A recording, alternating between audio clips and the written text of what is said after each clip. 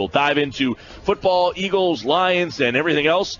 Josh Paunil, PhillyMag.com, Birds 24/7 jumps into the conversation here on the Sports Bash 97.3 ESPN as we take a look at week number 5 in the NFL. What's going on, Josh? How are you? I'm good, guys. How you doing today?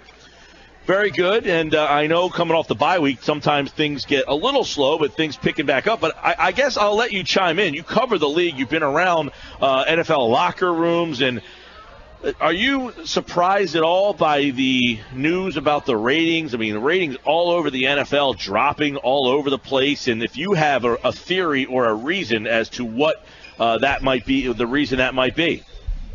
Well, I am a little surprised at how much the ratings have dipped across the league, in part because it just seemed like for the last several years they just kept climbing up and up.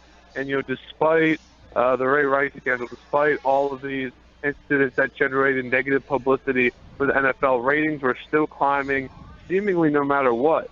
So I'm definitely surprised just because, obviously it has to dip at some point. But I didn't see any reason this summer that, would happen this year.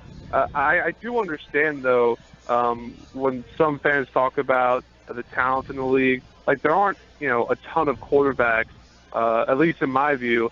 I don't think the quarterback play is that high. I think there are a lot of quarterbacks who I just don't want to see play right now across the league. And obviously if you don't have a good quarterback in a game, then it's not going to be as much fun to watch. So I'm definitely not a ratings expert, but I can understand that point of view.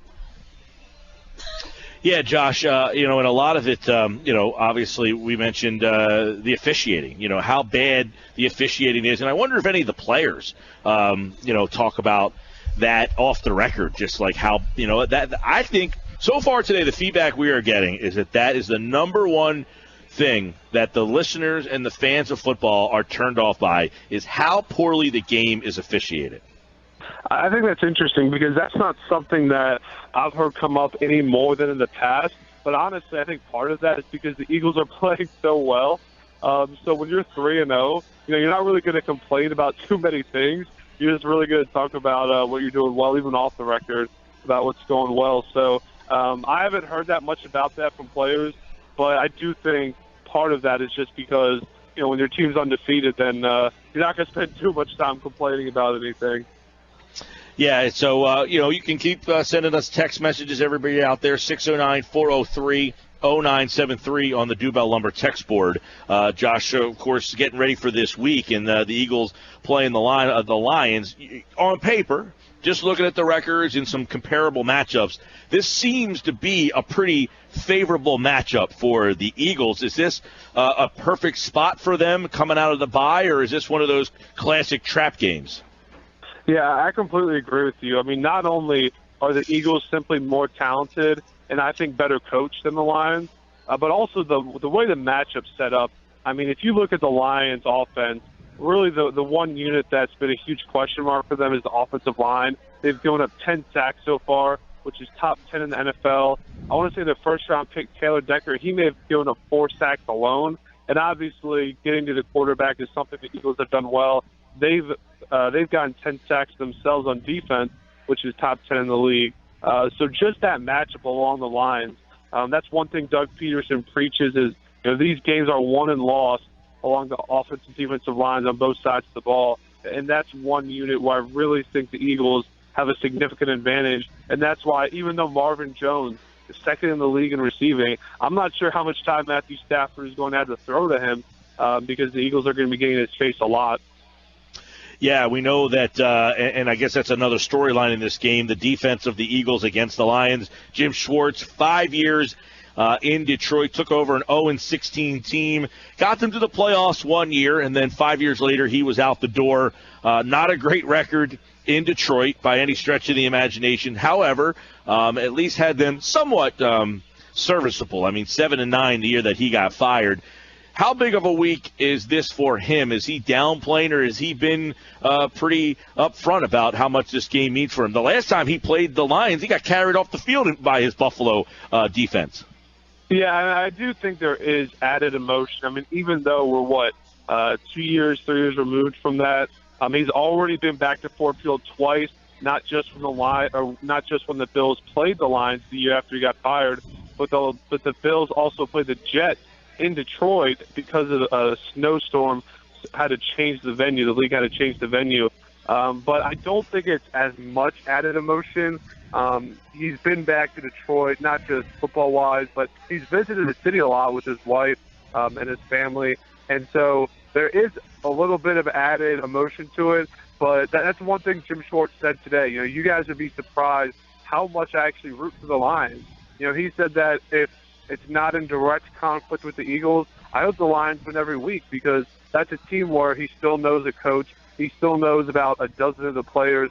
And so even though he's not the head coach anymore, those relationships that he built while he was head coach with guys who are still in the building are meaningful to him. It's interesting because last night I'm reading an article, and I believe Stephen Tulloch or one of the Eagles had suggested that he's ready to be an NFL head coach again. What is Schwartz, like 47, 48, somewhere in that range? You get to see typically guys, they coach when they're young, they get fired, they go back, they coordinate, they raise back up, and then they get that second opportunity sometimes. And I said, boy, won't it be funny, because you could see Detroit's job opening back up, and like if he's the hot candidate, it could, because of his interest in the city and how much he loves it there or enjoyed his time there, if he would be a candidate to ever go back there. I kind of thought that the timing was kind of interesting on that. Yeah, well, to be honest with you, I have no idea at this point what a specific landing spot would be for him, just because we don't know who else the candidates will be in the jobs. But I do think that there's something to your point of that. I think he will be a head coach soon as the next couple of years. To be honest with you, I would be a little bit surprised if he doesn't get at least one interview for a head coaching job after this season. Now, obviously, an unexpected downturn can happen, but with the pace that the Eagles are playing with, the players that they have, and the way Jim Schwartz has coached them up, you would absolutely think that he would be a head coaching candidate even after one season in Philadelphia. He also had some interesting things to say, really jumped off the page, basically called Nigel Bradden an idiot for all intents and purposes. To paraphrase a little bit there, but this is why I think he's become very popular, is because he doesn't hold back. He gives you what you want to hear. And Peterson yesterday, why not as boisterous in the way, seemed displeased very much so by Bradden, but today Schwartz let him have it. Oh, yeah, Jim Schwartz is a very straightforward guy, and that's one thing that a lot of players, at least on this Eagles defense, like about him. They like knowing where they stand. They like, not having to guess, okay, what's my coach thinking about? This is a team that multiple players on this defense thought that last year the players just weren't being held accountable enough. They thought, Malcolm Jenkins even said so publicly at the end of last season, saying there's not enough accountability on this team. But when you have Jim Schwartz as your defensive coordinator, you're definitely going to have some accountability. So that's one of the many reasons that the players really like Jim Schwartz. Obviously, the talent and the mind that he has for defense. But also, even though I don't think his personality is perfect for every single guy, I do think they like how straightforward he is and how open and honest he can be. Josh Paunil's with us, PhillyMag.com. Let's go over some of the things about this week. Zach Ertz cleared for the game. He'll be back.